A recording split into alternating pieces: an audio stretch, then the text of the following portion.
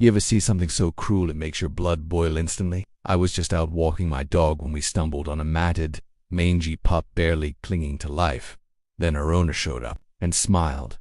That's when I knew he wasn't just careless, he was evil. It was supposed to be a normal evening, the kind where the breeze is soft, your mind wanders, and the only thing that matters is how happy your dog looks sniffing every blade of grass like it's brand new. That was my vibe.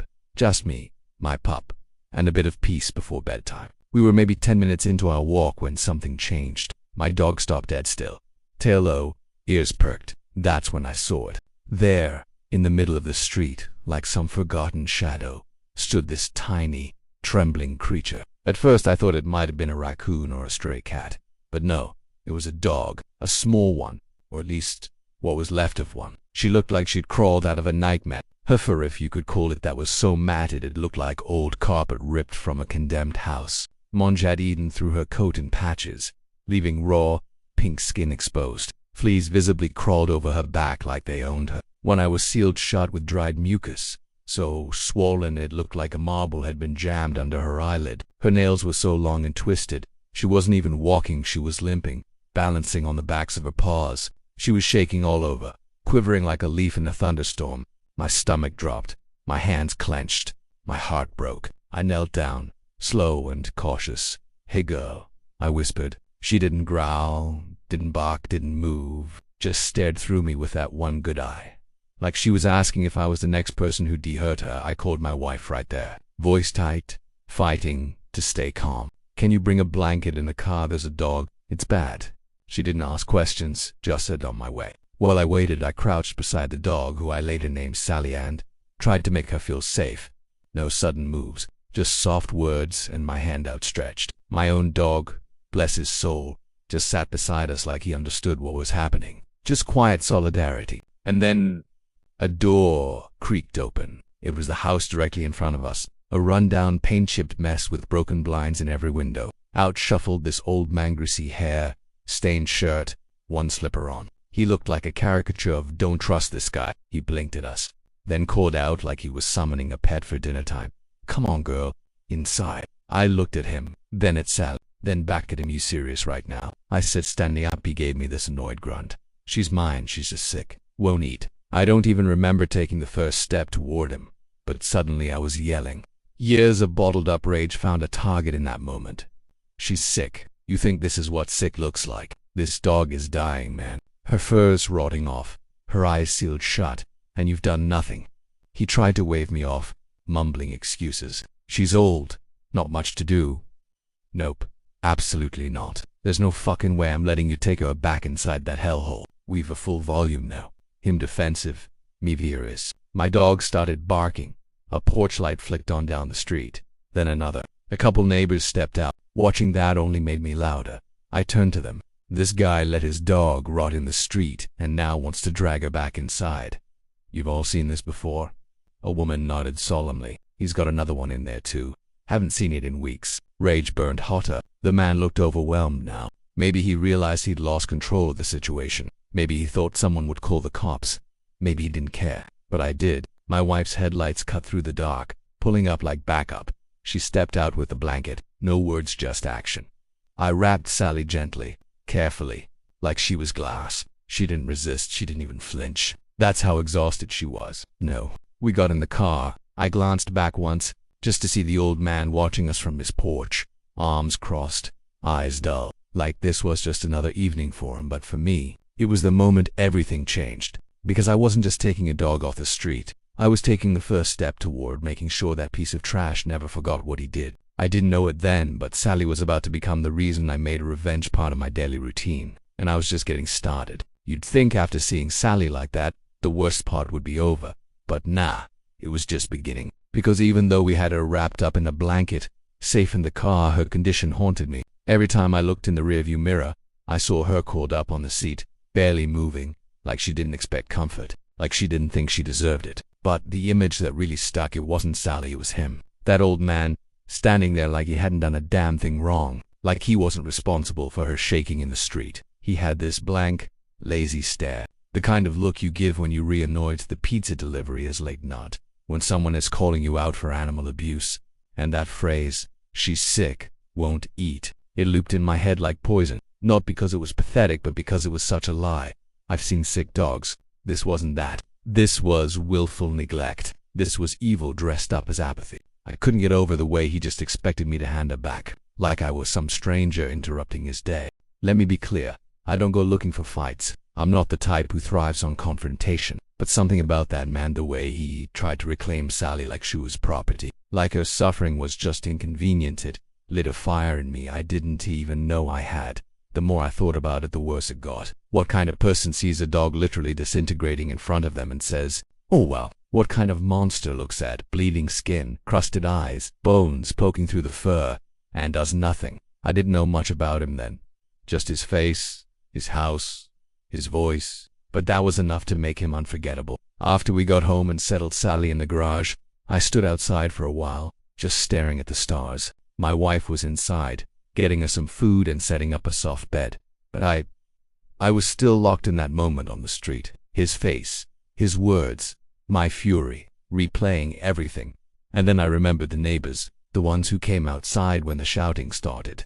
They'd seen it before. "He's got another one inside," that woman had said, which meant this wasn't a one-time thing. This wasn't just an old man who didn't know better. This was a pattern. I swear, if I hadn't been holding Sally, I might have done something really stupid. Instead, I did something smart. I went back to his house. Not right then, don't worry. This isn't a story about getting arrested. I waited until the next morning, after dropping Sally off at the shelter and filing the report. I needed to see it again in the light of day. I needed to remind myself this wasn't a dream. And there it was, his dumpy house. Paint peeling off the siding like it was trying to escape. A lawn that hadn't been mowed in months. A mailbox held together with duct tape. A front window with garbage bags stapled over it. If a house could commit crimes, this one had a rap sheet. I didn't knock. I didn't need to. I just stood across the street and stared. People walked by. Some nodded at me. A few avoided eye contact. And then one gave me, "You, the one who took that poor dog last night." I nodded. "Good, that guy's a fucking lunatic. Been yelling at animals since I moved in." That was the first confirmation. But not the last. Over the next few days, word got around. I didn't even have to ask. Neighbors started approaching me. One said she'd heard dogs barking at night for hours. Another said she saw him toss a water bowl down the porch steps, like he was mad the dog needed it. Someone else swore he saw him hit a dog once, but couldn't prove it. He was like peeling an onion made of red flags. Every layer was worse than the last. I felt this heavy mix of rage and helplessness, because Sally was out, but there was still another dog inside, maybe more. And if Sally's state was any sign, the dog didn't have long. I knew I had to do something, not just to save another animal, but to make sure that man felt every ounce of what he'd ignored. And don't get me wrong, I wasn't looking for justice in the traditional sense. This wasn't about courtrooms or citations. This was personal now, because the moment that man stepped onto that porch, looked at that suffering dog, and said, "She's sick," that was the moment he wrote his own sentence. He just didn't know yet that the punishment was coming, and it'd smell like dog shit. Back home, the garage had never felt more important. It wasn't just a place for tools and boxes anymore. It was Sally's sanctuary now. We cleared space, laid down blankets, brought in a small heater to cut the chill. My wife moved with this quiet urgency, like she knew every second mattered. Sally didn't resist a thing. Not when I carried her inside. Not when we laid her down. Not even when I ran warm water in the tub and began the gentle, careful process of washing off the grime of God knows how many years of neglect. And let me tell you, what came off her in that bath would haunt anyone with a soul. The water turned brown, then reddish. Fleas scattered like they were trying to escape a sinking ship. Bits of matted fur came off, and some parts of her skin were so raw, I flinched before touching them. But Sally, she just sat there, still silent, not even a whimper. That silence said more than crying ever could. It told me she had already learned that crying didn't help. After the bath, I wrapped her in a towel and held her for a while. She wasn't exactly cuddling, but she didn't pull away either. That was enough for me. Her trust wasn't something I expected overnight, but just having her in my arms, warm and clean, was a small win.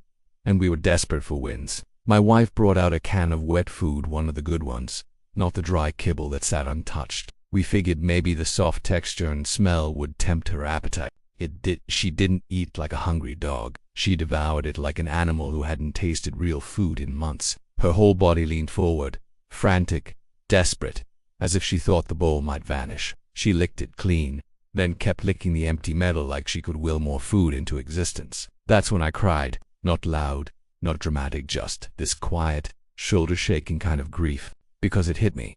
This wasn't just a neglected dog. This was a soul that had been starving not just for food, but for kindness, safety, warmth, for someone to see her and care. And now, finally, someone did.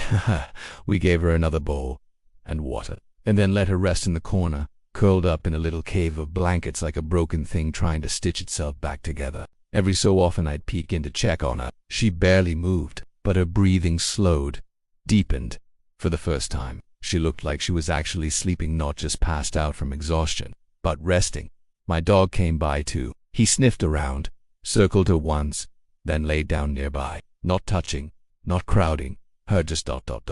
They're a guard, a friend, a silent witness to her pain. Dogs know. We stayed up most of that night, checking on her every hour. We Googled what to feed neglected dogs, what warning signs to look for, how to treat mine. It was overwhelming, but it didn't matter, we weren't giving up. And somewhere between 3 and 4 a.m., something happened. Sally wagged her tail.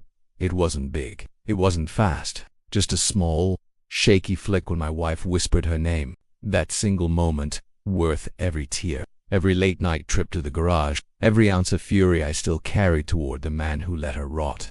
By morning, she was still weak, but alert. Her one good eye followed us around the room. When I knelt down and offered her a bit of cooked chicken, she took it gently from my hand like she finally realized we weren't going to hurt her. That morning, I made 2 calls. One to the local no-kill shelter, who unfortunately weren't open until later in the day, and one to animal control. I told them everything.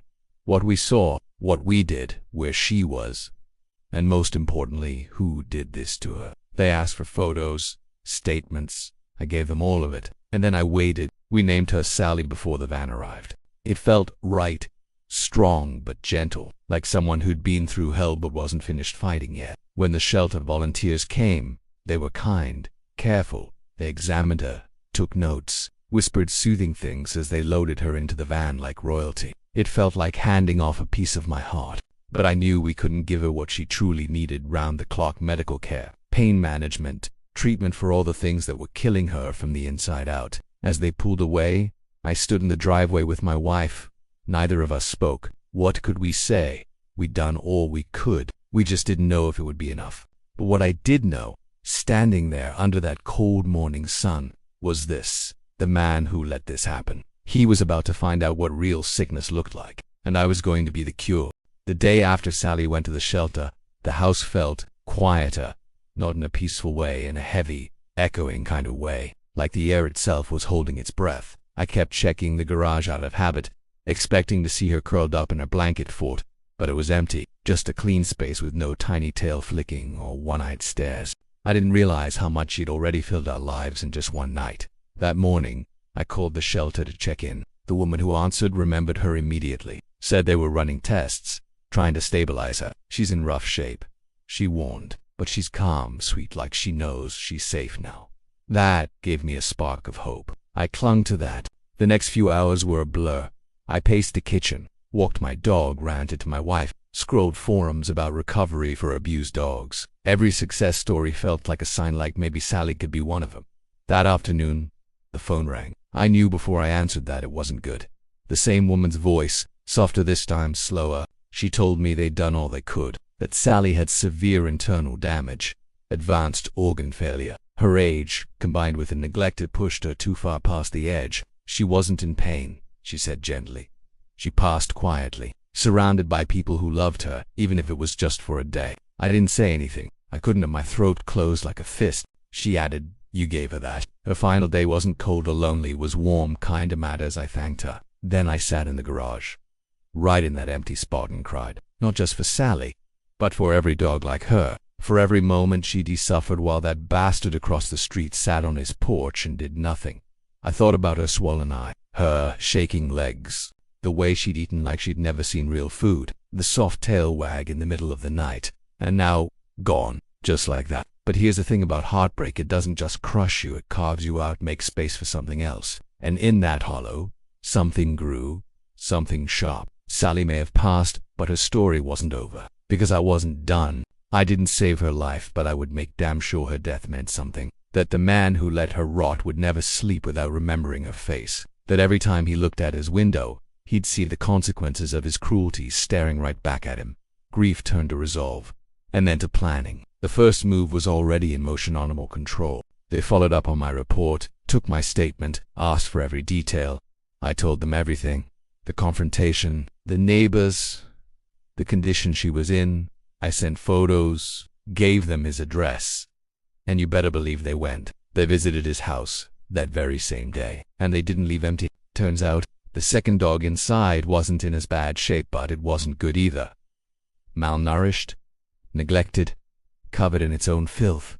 They confiscated it on the spot. The old man apparently tried to argue, said it was a misunderstanding, blamed the vet, the dog, the weather, anything but himself. But they took him down a peg, wrote him up, opened a file, warned him that if he ever kept another animal they'd bring charges. Was it justice? Barely, but it was a start. And for me, it wasn't enough. Because while the law moved slowly and politely, I had something better. Time, anger, and a plan. Every walk with my dog passed right by his house. Twice a day. And conveniently, my dog had a habit of pooping about 2 houses away. You see where this is going. I stopped carrying the poop bags home. Instead, I made a new tradition. A toss, over the shoulder, straight onto his roof. At first he noticed, climbed a ladder once or twice a week, tried to pretend it was some kind of mistake. But I was consistent. Every morning, every night, the sky rained justice in the form of biodegradable bags filled with canine condemnation, and slowly it broke him, but that was just the beginning. By the time Sally passed, I had already filed my report. But after that phone call, the one where the shelter told me she didn't make it, my tone changed. It wasn't just about filing a complaint anymore, it was about accountability. I didn't want that man to just get a warning. I wanted his name on record. I wanted his house flagged. I wanted his face burned into a database, so that the next time he thought about getting another dog, there'd be a wall of red tape between him and a leash. So I called Animal Control again.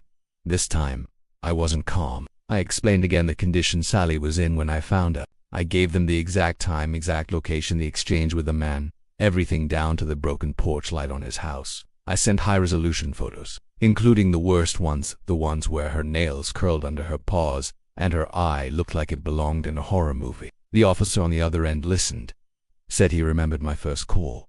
But now, with Sally gone, with a second dog potentially in danger, they were moving fast. That same afternoon, I got a call from one of the officers who'd gone to the house. He sounded pissed not at me, but at what he saw inside.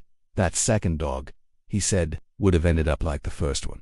Give it another month, maybe 2. Malnourished, matted, same story. He told me they confiscated the dog without resistance. He didn't fight, barely even asked questions, like he expected it, which made my blood boil. Expected it, like this was just another Tuesday. But it didn't stop there. Apparently the man had already been on record years earlier for minor violations. Nothing extreme, nothing that stuck. Just the kind of infractions that slipped through the cracks, dirty bowls. No vet visits, maybe a warning or 2 from neighbors. But now, with Sally's condition documented and a second dog removed, those cracks started to close. They filed formal charges. Neglect to cruelty to animals. He wasn't arrested, but it was official. He had court dates, fines, probation hearings. They even recommended a psychological evaluation because, as the officer said, anyone who lets a dog get to that state needs a serious look upstairs. And here's the part that really hit me. Because of our report in Sally's case, they opened an investigation into all his past pets. People came forward, quiet neighbors with old stories. Vet clinics flagged his name. Suddenly, the man who'd been hiding behind chipped paint and greasy blinds was exposed. Now, I wish I could say that ended with him behind bars. But real life's messier than that. What did happen though? He lost his right to ever legally own a pet again. He got slapped with thousands in fines. And everyone on that block, they knew I made sure of it. Because justice doesn't always show up in a black robe. Sometimes it comes on a flyer. I printed out photos before and after of Sally. Her standing in the street, her wrapped in the blanket, her one good eye looking up at the camera like she still had hope. On every flyer, I wrote, "This dog was found outside this house. She died the next day. He said she was just sick." Then I listed his address, left space for neighbors to write their own thoughts. I didn't post them in the middle of the night like some punk teenager. I handed them out during my walks, put one in every mailbox on the block, posted a few on street poles, and not one person told me to stop. A couple even helped. One woman offered to print more. A guy down the street told me his kid used to cry when he heard barking from that house. Another said, took long enough, he's been a problem for years. So yeah, I called the authorities. But I also became one, not with a badge or a warrant, but with memory, with persistence, with a promise that Sally, even in death, wouldn't be forgotten. And every time I passed that house after, and saw those blinds twitch, I knew he saw me. He knew, and that was only the beginning of what I had in store. It started with one bag, just one. The morning after the flyers went out, I walked my usual route dog leash in one hand, bag of warm poop in the other, and like clockwork, 2 houses before his, my dog stopped to do his business. I stood there for a second, bag in hand, staring at his roof, and I don't know what it was, grief, rage, karma, divine comedy, but something inside me clicked. I gave it a little spin and launched it, straight onto the roof. Thud, a perfect arc, like a quarterback in slow motion, the kind of throw you don't forget. And in that moment, I didn't feel guilty, I didn't feel petty, I felt peaceful, like Sally wagged her tail somewhere in the afterlife and whispered, good. So the next day I did it again, and the next, and the next. 2 walks a day, 2 bags a day. That's 14 bags of dog shit a week. At first I wasn't sure if he even noticed. Maybe he thought birds were dropping unusually heavy loads. Maybe he blamed the wind. But then, I saw one morning, just as I made the toss, his front door creaked open. I froze mid. He stepped out, squinted at the roof, and muttered something. Then there was the ladder. He climbed up slowly, 1 step at a time, shaking with age or frustration. I don't know which. And there he was, on his own damn roof, plucking bag after bag like unwanted fruit from a cursed tree. I smiled. My dog wagged his tail, and we kept walking. Now, let me be clear, I didn't do this to get caught. This wasn't about confrontation, it was about erosion. Psychological warfare, death by 1,000 stink bags. He cleaned the roof every few days at first, then once a week. Then, he gave up. By month 3, the bags started piling. You could see them from the sidewalk, little multicolored mounds of justice, baking under the sun. Some had burst from heat, others froze in winter. Seasons changed, but the ritual stayed the same. Every walk became a statement. Neighbors noticed. I never admitted it directly, but some gave me a knowing look. One guy walking his own dog nodded at me like we were part of some silent brotherhood. Eventually it became part of the neighborhood legend. Don't walk too close to that house. Someone told their kid, the roof stinks. He stopped coming outside altogether.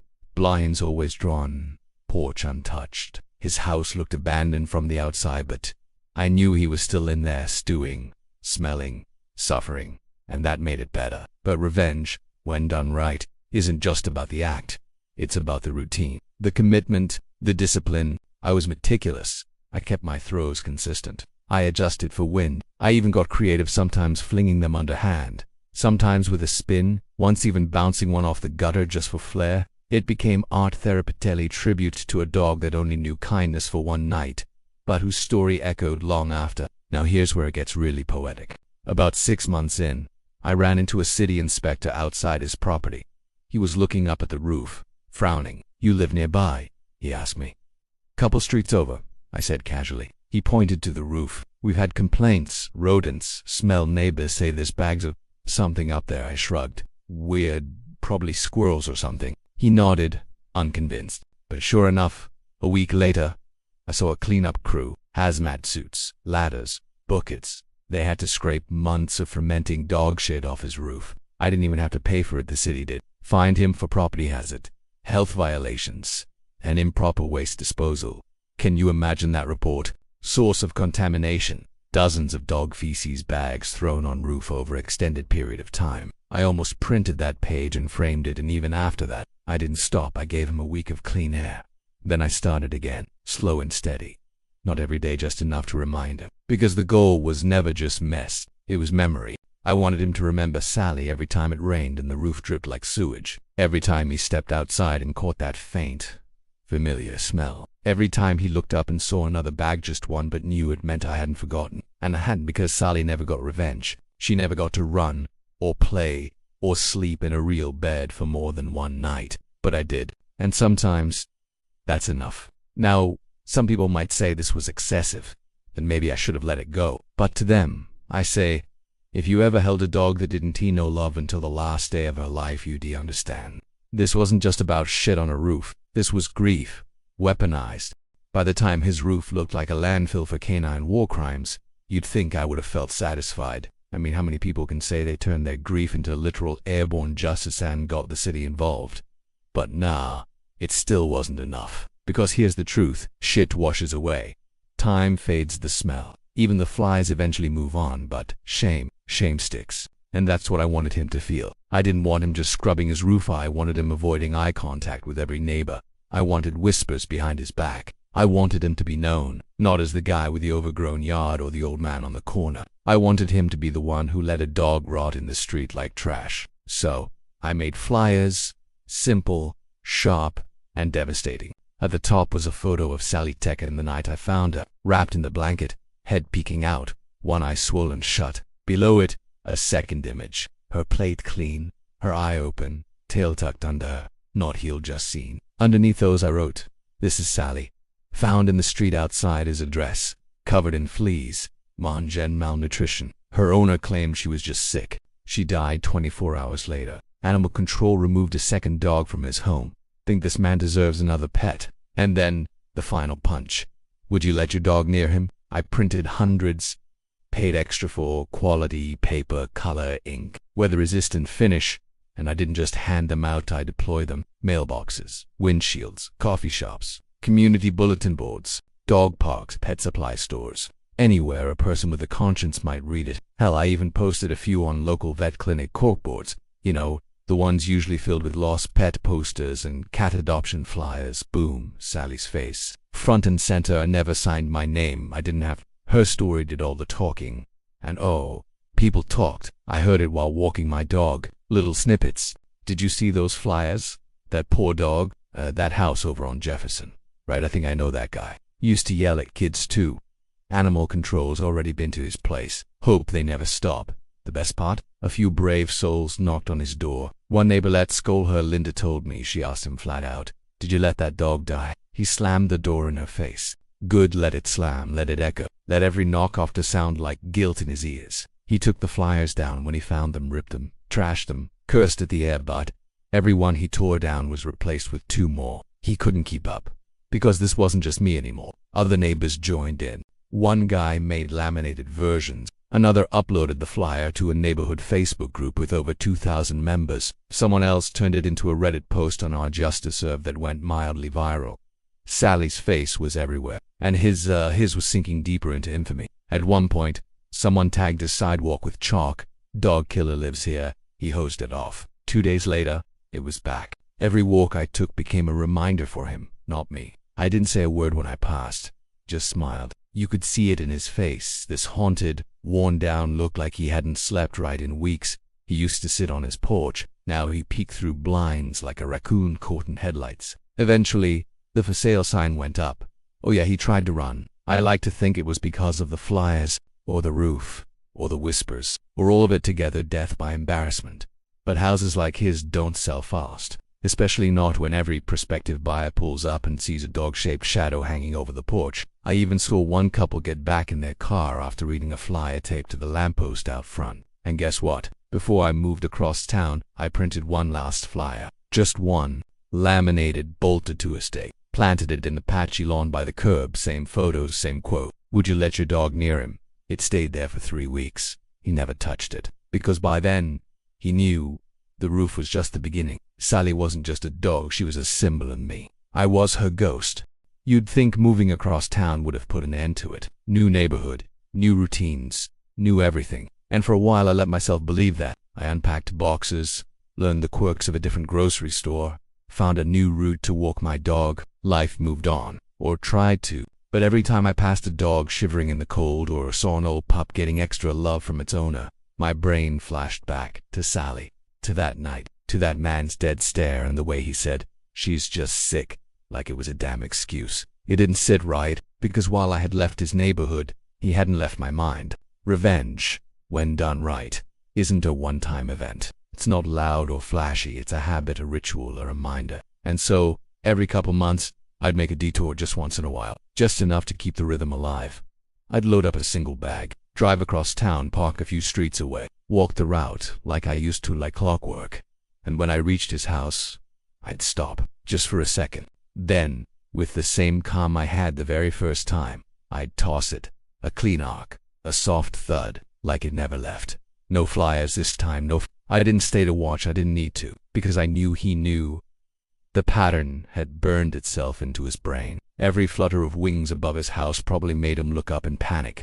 Every creak of the roof in the rain probably sounded like karma knocking. And that was the point. I wanted him to feel the ghost of Sally hanging over him. I wanted him to wonder every day, is today the day another bag drops? That kind of pressure. It doesn't go away. It builds.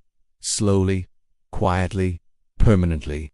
I don't know if he ever sold that house. Maybe he gave up. Maybe it rots there now like a monument to failure. But I do know this. Whenever I'm near that part of town, I bring a little something with me. Just in case. A bag of memory. A payload of guilt. Not because I need to, but because he needs to remember. Because Sally mattered and he'll never forget her. Not as long as I'm breathing. Sometimes I sit back and wonder, was it worth it? All the time, the rage, the planning, the poop. And the answer comes every single time. Yes, because this wasn't just about revenge, not really, not at the core. This was about remembrance. It was about standing up for someone who couldn't fight back. About making sure that Sally's suffering didn't disappear into the cracks of some forgotten sidewalk like 100 other dogs whose stories never get told.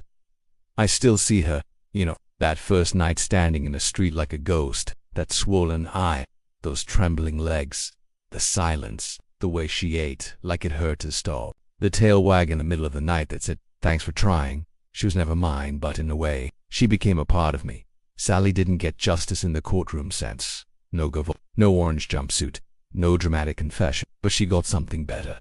She became unforgettable.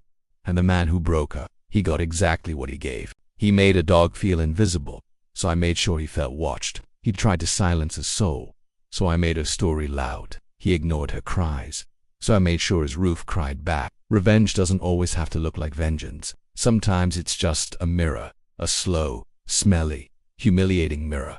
I never touched him, never hurt him, never crossed a legal line, but I ruined his comfort. I poisoned his peace, and I'd do it again in a heartbeat. Because here's the thing, there's power in petty, there's truth in persistence. You don't need a cape or a court date to fight back. Sometimes, you just need to give a damn.